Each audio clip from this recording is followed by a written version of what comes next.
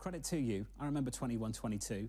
You said this is real. This inflation story is real. At the time, a lot of people were going around using the T word, calling it transitory. Any differences between then and now?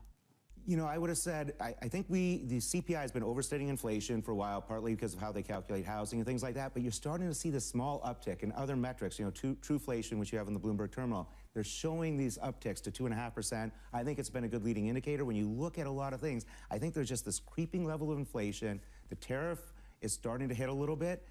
And everything, again, if we are going to get, we've been calling it, you know, production for security, if we're really going to start building out nuclear plants, energy plants, there's going to be a lot of demand for commodities. That's going to be a big pressure on commodities. I just don't see inflation coming down to, you know, under 2.5% in the near term. I wish we could just put a TM trademark whenever you say that coming out of your mouth. I think that would be great. So you can really, you know, really highlight. We have heard some other people use that term, okay, partly because it's really hard to figure out what to call this whole thing, where it's going to be chips, pharma, across the board. This government's